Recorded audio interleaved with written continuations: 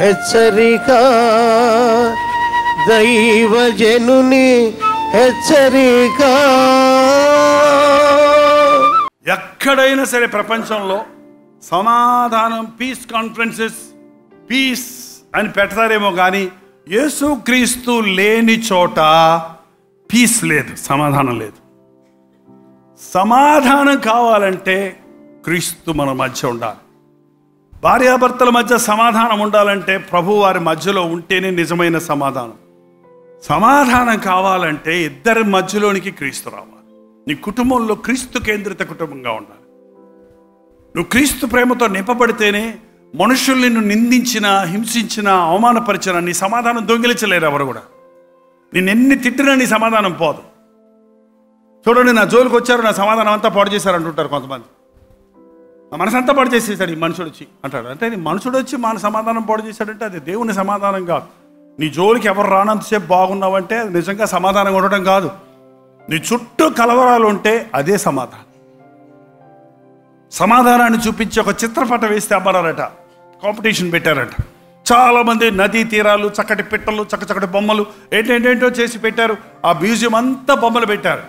కానీ first prize దేనికి వచ్చిందంటే ఆ సెంటర్లో పెద్ద ఫోటో చేసి పెట్టారు, అక్కడ చిత్రించి పెట్టాడు.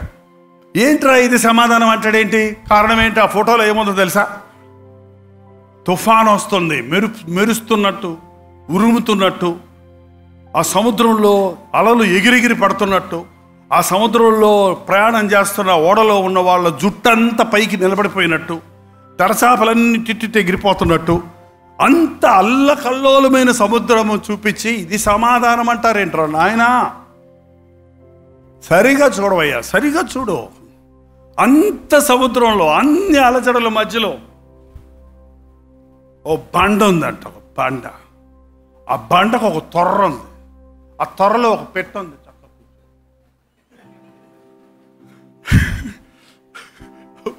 బండలో కూర్చొని చుట్టూ జరిగేదట హాయిగా చూస్తా కూర్చుందట.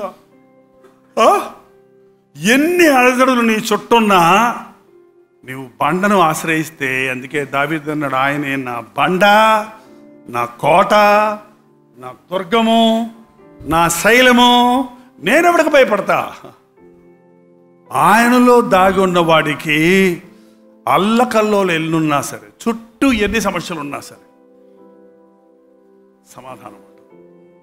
క్రీస్తు లేని వాడికి ప్రతి చిన్నదానికి కలవరపడిపోతాడు, ప్రతి చిన్నదానికి ఇరిటేట్ అయిపోతాడు, ప్రతి చిన్నదానికి కోపంతో రెచ్చిపోతాడు, ఇష్టవిచ్చలవిడిగా ప్రవర్తిస్తాడు. యేసుక్రీస్తులో దాగున్న వాడికి యేసుక్రీస్తు సమాధానము మీ హృదయములను ఏలుతుందన్నాడు. సమాధానం బయట ఉండటం కాదంట, సమాధానం మన హృదయంలో ఉండి మన హృదయాన్ని పరిపాలించేది ఎవరంటే సమాధానం రాజుగా ఉంటాడు నీ హృదయంలో. ఏ అలజడులు వచ్చినా వాటిని తోసేస్తూ, ఏ సాతాను కార్యాలు వచ్చినా వాటిని తోసేస్తూ సమాధానం నీ హృదయంలో రోజులా కూర్చుంటాడు.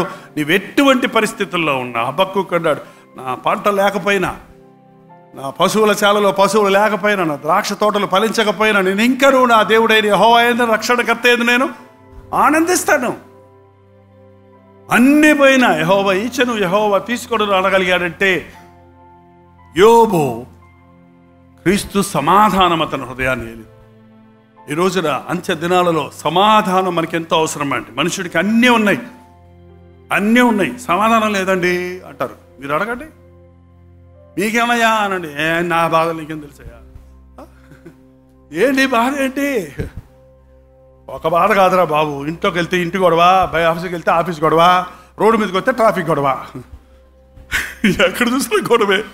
ఎక్కడికి వెళ్ళలేక కొంచెం నెమ్మదిగా ఉన్నామంటే ఆ టైంలోనే ఏదో వస్తుంది, కొంచెం ఖాళీగా ఉందామంటే అప్పుడే ఏదో వచ్చేస్తుంది, కొంచెం నిద్రపోదామంటే అప్పుడే ఫోన్ రింగ్ అవుద్ది. ఏమది నా బతుకు అని వాళ్ళు ఎంతోమంది ఉన్నారండి. నీ జీవితంలో ఎన్ని కలవరాలున్నా, ఎవరిని మనస్సు నీ మీద ఆనుకొనునో వానిని పూర్ణ శాంతము గలవానిగా కాపాడుతూ ఆయన దగ్గరికి వెళ్ళి ఆయన మీద ఆశ్రయించినప్పుడు మనకి ఏ మేలు కొదవడు. ఇంత గొప్ప దేవుడు మన కొరకు ఈ లోకంలోనికి వచ్చాడండి. ఇన్ని శ్రేష్టమైన గుణగణాలు కలిగిన, ఇంతగా మనకు మేలు చేయగలిగిన ఈ ప్రభువును నీ ప్రభువుగా చేసుకోకపోతే, ఈ ప్రభువుని నీ రక్షకుడిగా అంగీకరించకపోతే నష్టపోయేది నీవే. ప్రవచించిన ప్రవచనాలు నెరవేరాయి. ప్రభు ఈ లోకంలోనికి వచ్చాడు, జన్మించాడు, పెరిగి పెద్దవాడయ్యాడు, అద్భుతాలు చేశాడు, మరణించాడు మనందరి కొరకు, మృత్యుంజయుడే లేచాడు. పరిపూర్ణుడైన క్రీస్తు ఈరోజు అన్నాడు, ఇదిగో సదాకాలము నేను మీకు తోడై ఉంటానని చెప్పిన ప్రభు.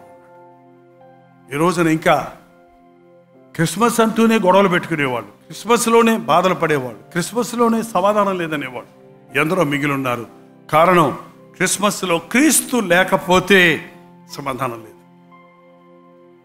క్రీస్తును మన హృదయాల్లోనికి అంగీకరిద్దాం, మన జీవితాల్లోనికి అంగీకరిద్దాం, మన కుటుంబాల్లోనికి అంగీకరిద్దాం, ఆయన సాక్షులుగా మనం జీవిద్దాం. ప్రార్థన. పరిశుద్ధుడా, ప్రేమగల తండ్రి, మరొకసారి నీ పాదముల దగ్గరికి వస్తున్నామయ్యా. మా కొరకు ఇంత గొప్ప రక్షకుడిగా ఈ లోకంలోనికి వచ్చి మమ్మల్ని ఇన్ని విధాల ఆశీర్వదించాలని, ఇన్ని విధాలుగా మాకు ఆసరాగా ఉండాలని, మాకు తోడుగా ఉండాలని, మా పట్ల నీ అద్భుతాలు ఆశ్చర్యాలు చేయాలని, మాకు నీ ఆలోచన చెప్పి నడిపించాలని, మా జీవితాల్లో బలమైన దేవుని కార్యాలు చూచినట్లు, నిత్యమైన పరలోకపు తండ్రి ప్రేమతో నింపబడినట్లు, సమాధాన సంతోషాలు కలిగి జీవించినట్లుగా మా కొరకు చేసిన యాగమంతటి కొరకు వందనములయ్యా. ఓరకనే క్రిస్మస్ అని పండగలు చేసుకునే వారిగా కాక, ఈ ప్రభు ఎదుట సాగిలపడి ఆరాధించడానికి, ఈ ప్రభువును మా రక్షకుడిగా చేసుకుని నీ ఆలోచన విని నీ సలహా చొప్పున నీ చిత్తములో నడవడానికి, మా జీవితాల్లో కలిగే ప్రతి పోరాటములో నిన్ను ఆశ్రయించి విడిపించబడడానికి, విశ్వాసముచ్చి నీవిచ్చు సమాధానమును పొందడానికి సహాయము దయచే. సంవత్సరాంతంలో నాయన మమ్మల్ని కనికరించు. నీ ఉగ్రత మా మీదకు రాకముందే, నీవు మమ్మల్ని విడిచిపెట్టకముందే, మెనే టికేలు ఫారసీ నన్ను చెప్పకముందే మా హృదయాలు నీకు అప్పగించుకొని నీ ఆశీర్వాదాలతో, నీ దీవెనలతో, నీ రక్తములో కడగబడిన వారిగా మరో నూతన సంవత్సరంలో ప్రవేశించి నీ సాక్షులుగా జీవించుటకు మాకందరికీ నీ సహాయము చేయమని యేసు క్రీస్తు నామములో అడుగుచున్నాము తండ్రి. ఆమేన్.